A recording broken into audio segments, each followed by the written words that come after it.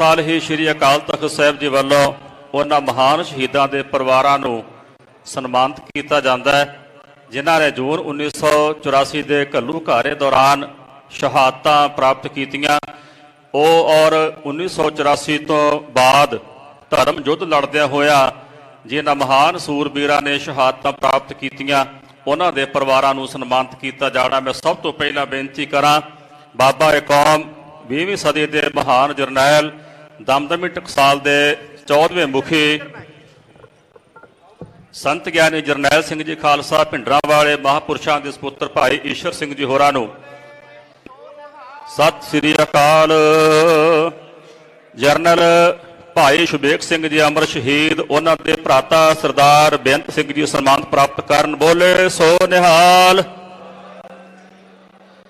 अमर शहीद भाई साहब भाई अमरीक सिंह जी प्रधान all India Sikh student federation बोले सो निहाल। श्री अकाल तख्त साहिब दे जथेदार ज्ञानी हरप्रीत सिंह दे वल्लों कौम दे नाम संदेश दिता गया है। कई चीज़ां दा उन्हां दे वल्लों जिक्र किया गया। उन्होंने कहा कि पंजाब दे विच ईसाईयत दा जोर शोर दे नाल प्रचार हो रहा है, ये साडे लई चिंता दी गल है। कन्वर्जन दा किते ना किते उन्हां दे वल्लों जिक्र किया गया क्या कि चिंता दा विषय है ते नाल ही सिख प्रचारकां नूं उन्हां ने हदायत की है कि इसी कमरिਆਂ तो निकलो, पंजाब दे विच जाओ, पिंडां दे विच जाओ, सिੱਖੀ दा प्रचार करो, सिੱਖੀ नूं बुलंद करो। उन्हां दे वल्लों उदाहरणां भी दित्तियां गईयां ते नाल ही कहा गया कि सिੱਖੀ नूं बुलंद करो, पिंडां दे विच जाओ, इसी कमरिਆਂ चों हुण निकलण दा वक्त है। नाल ही उन्होंने कई होर अहम पक्षां दे बारे भी गलबात की जो पिछले दिनों दे विच ज्ञानी हरप्रीत सिंह दे वल्लों एक अपील की गई सी कि सारे जो सिख ने वो हथियार रखण, शस्त्र रखण, मॉडर्न लाइसेंसी वैपन रखण, अपने कोल उस किस्म के हथियार रखण। हालातों का उन्होंने वालों जिक्र किया गया सी। तो कौम के नाम जो संदेश जारी किया गया है उस दे विच एक बार फिर तो ज्ञानी हरप्रीत सिंह ने इसे दा जिक्र किया है। एक बार फिर तो उन्होंने कहा है कि सारे जो सिख ने वो शस्त्र विद्या हासिल करन, मॉडर्न हथियारों की विद्या हासिल करन ते नाल ही उन्होंने ये भी अपील की कि शूटिंग रेंजा इस दे लई स्थापित कीतियां जाण ताकि जो शस्त्र विद्या है या फिर मॉडर्न हथियारों की सिखलाई है वो भी सिखां नूं दित्ती जा सके। ते नाल ही उन्होंने ये भी कहा कि सिख कदे भी हमला नहीं करते, हमेशा डिफेंड करते हैं, हमेशा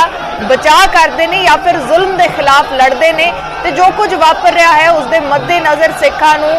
मॉडर्न जिहड़े लाइसेंसी वैपन ने वो रखने चाहिए ने, शूटिंग रेंजा स्थापित करके इसकी सिखलाई दी जानी चाहिए है। तो एक बार फिर तो ज्ञानी हरप्रीत सिंह ने अपना जो बयान है वो दोहराया है, कौम के नाम संदेश जारी करते हुए कई अहम चीज़ों का उन्होंने जिक्र किया। जो ईसाईयत का प्रचार हो रहा है उसका जिक्र किया कि पंजाब के ईसाईयत का प्रचार हो रहा है जो कि चिंता का विषय है। कन्वर्जन की गल करते नजर आए ने कि चिंता का विषय है सिखां दे लई। नपिंदर बराड़ साडे सहयोगी जुड़े हुए ने। नपिंदर की कुछ तस्वीर इस वेले, ओवर टू यू।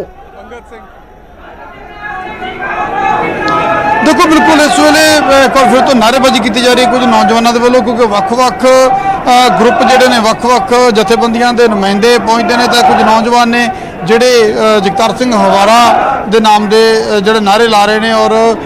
संगत है जी, क्योंकि हम संदेश होया तो जिस तरह तुम लगातार दस रहे सी तो जथेदार साहब ने अपने संदेश के साफ तौर पर कई चीज़ों का जिक्र किया। एक तो उन्होंने सीधे तौर पर जोड़े प्रचारक ने उन्होंने नाम सुनेहा दिता कि उन्होंने ज़्यादा तो ज़्यादा सिੱਖੀ का प्रचार करना होगा, सिख कौम का प्रचार करना होगा। दूजी उन्होंने कहा कि राज करेगा खालसा, असी कहने अरदास करते हैं तो राज खालसा तां ही करेगा कि जे तुसी खालसे बनोगे। तो कितने सिੱਖੀ के प्रचार का साफ तौर पर उन्होंने सुनेहा दिता कि सिੱਖੀ का ज़्यादा तो ज़्यादा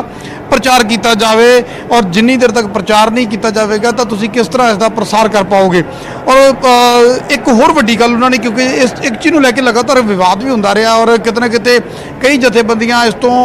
पासा भी वटदियां रहीआं ने कि ईसाई धर्म है जिहड़ा कि पंजाब दे विच जिहड़ा कन्वर्जन हो रहा है, जिहड़ा धर्म परिवर्तन हो रहा उन्होंने लैके हालांकि कई बार जदों इस तरह के सवाल किए गए चाहे SGPC नूं किए गए उस गल तो इनकारी होंदे ने, मुनकर होंदे ने कि नहीं ऐसा कुछ नहीं है। पर जथेदार साहब पहलां भी उन्होंने इस तरह का बयान दिता सी और अज भी जथेदार श्री अकाल तख्त साहिब होरां दे इस संबोधन के दौरान उन्होंने साफ तौर पर कहा कि पंजाब दे विच ईसाई धर्म का प्रचार है जिहड़ा वो वड्डे पद्धर ते कीता जा रहा, यानी साफ उन्हों का सुनेहा कि जे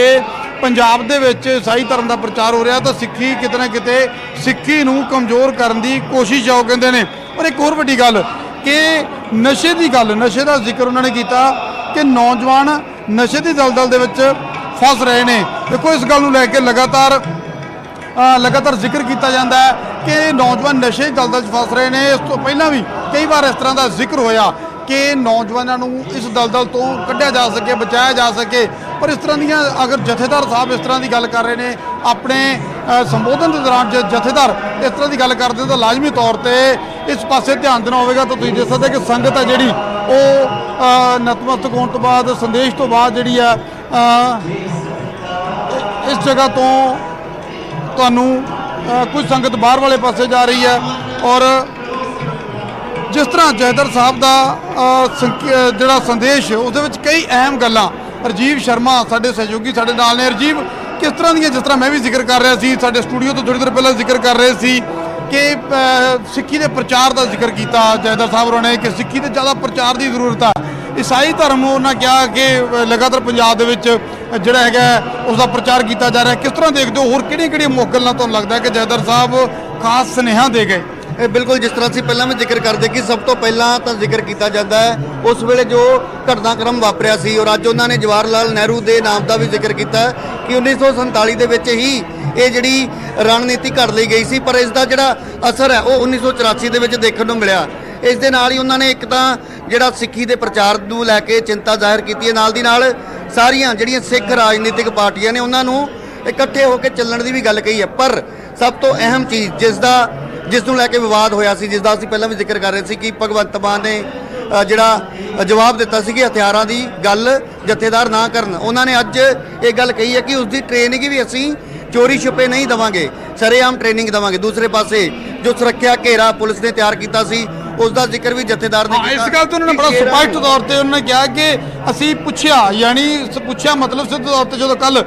ਲਗਾਤਾਰ ਆਪਾਂ ਚਰਚਾ ਕਰ ਰਹੇ ਸੀ ਕਿ ਮੁੱਖ ਮੰਤਰੀ ਭਗਵੰਤ ਮਾਨ ਹੋਰਾਂ ਦੇ ਨਾਲ ਜਦੋਂ ਮੀਟਿੰਗ ਹੋਈ ਤਾਂ ਜਥੇਦਾਰ ਸਾਹਿਬ ਹੋਰਾਂ ਦੀ ਕੀ ਗੱਲਬਾਤ ਹੋਈ ਹੋਵੇਗੀ। ਨਾ ਤਾਂ ਜਥੇਦਾਰ ਸਾਹਿਬ ਵਾਲੇ ਪਾਸੋਂ ਇਸ ਬਾਰੇ ਕੋਈ ਦੱਸਿਆ ਗਿਆ ਸੀ, ਨਾ ਭਗਵੰਤ ਮਾਨ ਮੁੱਖ ਮੰਤਰੀ ਪੰਜਾਬ ਵੱਲੋਂ ਜਾਂ ਪੰਜਾਬ ਸਰਕਾਰ ਦੇ ਵੱਲੋਂ ਇਸ ਤਰ੍ਹਾਂ ਕੋਈ ਦੱਸਿਆ ਗਿਆ ਸੀ। ਤਾਂ ਉਹਦੇ ਵਿੱਚੋਂ ਇੱਕ ਬੜਾ ਮਹੱਤਵਪੂਰਨ ਪਹਿਲੂ ਜਿਹੜਾ ਹੈਗਾ ਉਹ ਬਾਹਰ ਆਇਆ, ਜਿਸ ਤਰ੍ਹਾਂ ਜਥੇਦਾਰ ਸਾਹਿਬ ਨੇ ਸਾਫ਼ ਤੌਰ ਤੇ ਕਿਹਾ ਕਿ ਅਸੀਂ ਪੁੱਛਿਆ ਸਰਕਾਰਾਂ ਨੂੰ, ਯਾਨੀ ਕੱਲ ਭਗਵੰਤ ਮਾਨ ਹੋਰਾਂ ਨੂੰ ਇਹ ਸਵਾਲ ਜਥੇਦਾਰ ਸਾਹਿਬ ਹੋਰਾਂ ਨੇ ਕੀਤਾ ਹੋਵੇਗਾ ਕਿ ਜਿਹੜਾ ਇੰਨਾ ਸੁਰੱਖਿਆ ਘੇਰਾ ਵਧਾਇਆ ਗਿਆ ਇਹ ਕਿਉਂ ਵਧਾਇਆ ਗਿਆ। ਤਾਂ ਉਹਨਾਂ ਸਾਫ਼ ਤੌਰ ਤੇ ਕਿਹਾ ਕਿ ਇਹ ਸੁਰੱਖਿਆ ਦੇ ਲਈ, ਸਿੱਖਾਂ ਦੀ ਸੁਰੱਖਿਆ। ਤੇ ਉਸ ਤੋਂ ਬਾਅਦ ਜੋ ਕੁਝ ਕਿਹਾ ਇਸ ਦਾ ਜੇਕਰ ਅਸੀਂ ਸਿੱਧਾ ਇਸ਼ਾਰਾ ਸਮਝੀਏ ਤਾਂ ਜਿਹੜੀ ਜਥੇਦਾਰ ਸਾਹਿਬ ਦੀ ਸੁਰੱਖਿਆ ਨੂੰ ਹਟਾਉਣ ਦਾ ਫੈਸਲਾ ਲਿਆ ਗਿਆ ਸੀ, ਜਿਸ ਦਾ ਅਸੀਂ ਜ਼ਿਕਰ ਕਰ ਰਹੇ ਸੀ ਕਿ ਅੱਜ ਉਸ ਦਾ ਜ਼ਿਕਰ ਜ਼ਰੂਰ ਹੋਏਗਾ, ਤਾਂ ਉਹਨਾਂ ਨੇ ਸਿੱਧੇ ਤੌਰ ਤੇ ਇੱਕ ਸੁਨੇਹਾ ਦੇਣ ਦੀ ਵੀ ਕੋਸ਼ਿਸ਼ ਕੀਤੀ ਹੈ ਕਿ ਸ਼ੇਰਾਂ ਨੂੰ ਪਿੰਜਰਾਂ ਦੀ ਜਾਂ ਸੁਰੱਖਿਆ ਦੀ ਲੋੜ ਨਹੀਂ ਹੈ। ਔਰ ਸਿੱਖ ਜਿਹੜੇ ਨੇ ਉਹ ਕਦੇ ਵੀ, ਉਹਨਾਂ ਨੇ ਜ਼ਿਕਰ ਕੀਤਾ ਕਿ ਗੁਰੂ ਨਾਨਕ ਪਾਤਸ਼ਾਹ ਔਰ ਸ੍ਰੀ ਗੁਰੂ ਗੋਬਿੰਦ ਸਾਹਿਬ ਜੀ ਵੱਲੋਂ ਜਿਹੜੀ ਬਖਸ਼ੀ ਦਾਤ ਹੈ ਸਿੱਖੀ ਦੀ, ਉਹ ਕਦੇ ਵੀ ਕਿਸੇ ਨਿਹੱਤੇ ਤੇ, ਕਦੇ ਕਿਸੇ ਅਸੀਂ ਕਹਿ ਸਕਦੇ ਕਿ ਬਿਨਾਂ ਕਿਸੇ ਕਸੂਰ ਤੋਂ ਕਿਸੇ ਤੇ ਕਿਹਾ ਕਿ ਇਹ ਜੇ ਤੁਸੀਂ ਕਹਿ ਰਹੇ ਹੋ ਕਿ ਸੁਰੱਖਿਆ ਸਿੱਖਾਂ ਦੀ, ਉਹਨਾਂ ਕਿਹਾ ਕਿ ਸਿੱਖ ਸ਼ੇਰਾਂ ਦੀ ਕੌਮ ਆ, ਤਾਂ ਸਿੱਖਾਂ ਦੀ ਸੁਰੱਖਿਆ ਦੀ ਨਹੀਂ, ਸਿੱਖਾਂ ਤੋਂ ਸੁਰੱਖਿਆ ਦੀ ਲੋੜ ਆ। ਪਰ ਸਿੱਖ ਜਿਹੜਾ ਨਿਹੱਤੇ ਤੇ ਵਾਰ ਨਹੀਂ ਕਰਦਾ। ਬਿਲਕੁਲ ਸਿੱਧੇ ਤੌਰ ਤੇ ਹੀ ਕੱਲ ਜਿਹੜਾ ਮੁੱਖ ਮੰਤਰੀ ਦਾ ਇੱਥੇ ਆਉਣਾ ਔਰ ਉਸ ਤੋਂ ਬਾਅਦ ਕੱਲ ਤੱਕ ਭਾਵੇਂ ਇਸ ਬਾਰੇ ਜ਼ਿਕਰ ਨਹੀਂ ਹੋ ਰਿਹਾ ਸੀ, ਪਰ ਅੱਜ ਉਹਨਾਂ ਨੇ ਇਹ ਸਪਸ਼ਟ ਕਰ ਦਿੱਤਾ ਕਿ ਜਦੋਂ ਉਹਨਾਂ ਨੂੰ ਪੁੱਛਿਆ, ਯਾਨੀ ਕਿ ਸਰਕਾਰ ਦੇ ਜਿਹੜੇ ਅਧਿਕਾਰੀ ਨੇ ਉਹਨਾਂ ਤੋਂ ਜਦੋਂ ਪੁੱਛਿਆ ਤਾਂ ਉਹਨਾਂ ਨੇ ਸੁਰੱਖਿਆ ਦਾ ਹਵਾਲਾ ਦਿੱਤਾ, ਜਦ ਕਿ ਬਹੁਤ ਸਾਰੇ ਜਥੇਬੰਦੀਆਂ ਦੇ ਨੁਮਾਇੰਦੇ ਜਾਂ ਅਸੀਂ ਵੀ ਜ਼ਿਕਰ ਕਰ ਰਹੇ ਸੀ ਕਿ ਬਹੁਤ ਜ਼ਿਆਦਾ ਸੁਰੱਖਿਆ ਘੇਰਾ ਕਿਤੇ ਨਾ ਕਿਤੇ ਇੱਕ ਪੈਨਿਕ ਜ਼ਰੂਰ ਕ੍ਰੀਏਟ ਕਰ ਰਿਹਾ, ਯਾਨੀ ਉਲੰਭਾ ਕਿਤੇ ਨਾ ਕਿਤੇ ਸਰਕਾਰ ਨੂੰ। ਜੇ ਜਥੇਦਾਰ ਸਾਹਿਬ ਅੱਜ ਸੰਦੇਸ਼ ਦੇ ਰਹੇ ਨੇ ਤਾਂ ਜ਼ਾਹਿਰ ਜੀ ਗੱਲ ਆ ਕੱਲ ਮੁੱਖ ਮੰਤਰੀ ਨਾਲ ਜੋ ਮੁਲਾਕਾਤ ਹੋਈ ਹੋਵੇਗੀ ਤਾਂ ਉਸ ਸਮੇਂ ਇਹ ਸਿੱਧਾ ਉਲੰਭਾ ਜਥੇਦਾਰ ਸਾਹਿਬ ਹੋਰਾਂ ਵੱਲੋਂ ਦਿੱਤਾ ਗਿਆ ਹੋਵੇਗਾ। ਔਰ ਨਾਲ ਦੀ ਨਾਲ ਇੱਕ ਮੈਸੇਜ ਵੀ ਹੈ ਸਰਕਾਰ ਨੂੰ ਕਿ ਸੁਰੱਖਿਆ ਜਿਹੜੀ ਵਾਪਸ ਲਈ ਗਈ ਸੀ, ਉਸ ਤੋਂ ਬਾਅਦ ਕੇਂਦਰ ਸਰਕਾਰ ਨੇ ਭਾਵੇਂ ਜ਼ੈਡ ਸੁਰੱਖਿਆ ਦੇਣ ਦੀ ਗੱਲ ਕਹੀ ਤਾਂ ਉਹਨਾਂ ਦਾ ਕਹਿਣਾ ਸੀ ਕਿ ਅਸੀਂ ਆਪਣੀ ਸੁਰੱਖਿਆ ਖੁਦ ਕਰਨ ਦੇ ਯੋਗ ਹਾਂ, ਸਾਨੂੰ ਤੁਹਾਡੀ ਸੁਰੱਖਿਆ ਦੀ ਲੋੜ ਨਹੀਂ ਹੈ। ਤਾਂ ਸਿੱਧੇ ਤੌਰ ਤੇ ਪਰ ਇਸ ਦੇ ਨਾਲ ਸਭ ਤੋਂ ਜਿਹੜੀ ਜ਼ਰੂਰੀ ਔਰ ਅਹਿਮ ਤੱਥ ਜਿਹੜਾ ਉਹਨਾਂ ਨੇ ਕਿਹਾ ਕਿ ਜਿਸ ਤਰ੍ਹਾਂ ਜੇਕਰ 6ਵੀਂ ਪਾਤਸ਼ਾਹੀ ਦਾ ਜਦੋਂ ਗੁਰਗੱਦੀ ਦਿਵਸ ਸੀ ਉਸ ਦਿਨ ਵੀ ਉਹਨਾਂ ਨੇ ਮਾਡਰਨ ਹਥਿਆਰਾਂ ਦਾ ਜ਼ਿਕਰ ਕੀਤਾ ਸੀ, ਤਾਂ ਅੱਜ ਵੀ ਉਹਨਾਂ ਨੇ ਕਿਹਾ ਕਿ ਗੱਤਕਾ ਜੋ ਸਾਡਾ ਸਿੱਖ ਮਾਰਸ਼ਲ ਆਰਟ ਹੈ ਉਸ ਦੀ ਵਿੱਦਿਆ ਹਾਸਲ ਕਰਨੀ ਚਾਹੀਦੀ ਹੈ। ਉਸ ਤੋਂ ਇਲਾਵਾ ਸ਼ੂਟਿੰਗ ਰੇਂਜ ਜਿਹੜੀਆਂ ਨੇ ਉਹ ਸਥਾਪਿਤ ਕਰਨੀਆਂ ਚਾਹੀਦੀਆਂ ਨੇ ਤਾਂ ਕਿ ਸਾਡੇ ਸਾਫ਼ ਤੌਰ ਤੇ ਜਥੇਦਾਰ ਸਾਹਿਬ ਦਾ ਜਿਹੜਾ ਸੰਦੇਸ਼ ਸੀ ਬੜਾ ਸਾਫ਼ ਲਫ਼ਜ਼ਾਂ ਦੇ ਵਿੱਚ ਉਹਨਾਂ ਨੇ ਆਪਣਾ ਸੰਦੇਸ਼ ਦਿੱਤਾ। ਸਿੱਖ ਕੌਮ ਦੇ ਪ੍ਰਸਾਰ ਦੀ ਗੱਲ ਕੀਤੀ, ਪ੍ਰਚਾਰ ਦੀ ਗੱਲ ਕੀਤੀ ਔਰ ਇਹ ਸਾਫ਼ ਤੌਰ ਤੇ ਕਿਹਾ ਕਿ ਪੰਜਾਬ ਦੇ ਵਿੱਚ ਈਸਾਈ ਧਰਮ ਦਾ ਪ੍ਰਚਾਰ ਹੈ ਜਿਹੜਾ ਉਹ ਜ਼ਿਆਦਾ ਕੀਤਾ ਜਾ ਰਿਹਾ ਔਰ ਕਿਤੇ ਨਾ ਕਿਤੇ ਸਿੱਖੀ ਨੂੰ ਕਮਜ਼ੋਰ ਕਰਨ ਦੀ ਕੋਸ਼ਿਸ਼ ਕੀਤੀ ਜਾ ਰਹੀ ਹੈ। ਇਸ ਤਰ੍ਹਾਂ ਦਾ ਸੁਨੇਹਾ ਜਿਹੜਾ ਦੇਣ ਦੀ ਕੋਸ਼ਿਸ਼ ਕੀਤੀ ਗਈ ਔਰ ਸਰਕਾਰ ਦੇ ਨਾਮ ਵੀ ਕਿਤੇ ਨਾ ਕਿਤੇ ਉਲਾਂਭਾ ਜਿਹੜਾ ਉਹ ਨਜ਼ਰ ਆਇਆ ਜੀ।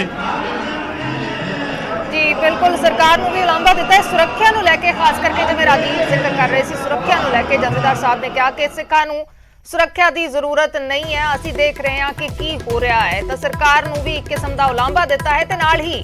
ਦੋ ਅਹਿਮ ਚੀਜ਼ਾਂ ਉਹਨਾਂ ਦੇ ਵੱਲੋਂ ਕਹੀਆਂ ਗਈਆਂ ਕਿ ਪੰਜਾਬ ਦੇ ਵਿੱਚ ਈਸਾਈਅਤ ਦਾ ਜ਼ੋਰ ਸ਼ੋਰ ਦੇ ਨਾਲ ਪ੍ਰਚਾਰ ਹੋ ਰਿਹਾ, ਖਾਸ ਕਰਕੇ ਕਨਵਰਜਨ ਦੇ ਵੱਲ ਉਹਨਾਂ ਦੇ ਵੱਲੋਂ ਇਸ਼ਾਰਾ ਕੀਤਾ ਗਿਆ ਤੇ ਸਿੱਖ ਪ੍ਰਚਾਰਕਾਂ ਨੂੰ ਹਦਾਇਤ ਕੀਤੀ ਹੈ ਕਿ ਉਹ ਪਿੰਡਾਂ ਦੇ ਵਿੱਚ ਨਿਕਲਣ, ਸਿੱਖੀ ਨੂੰ ਬੁਲੰਦ ਕਰਨ। ਦੂਸਰਾ, ਹਥਿਆਰਾਂ ਨੂੰ ਲੈ ਕੇ ਇੱਕ ਵਾਰ ਫਿਰ ਤੋਂ ਉਹਨਾਂ ਨੇ ਆਪਣਾ ਬਿਆਨ ਦੁਹਰਾਇਆ ਹੈ।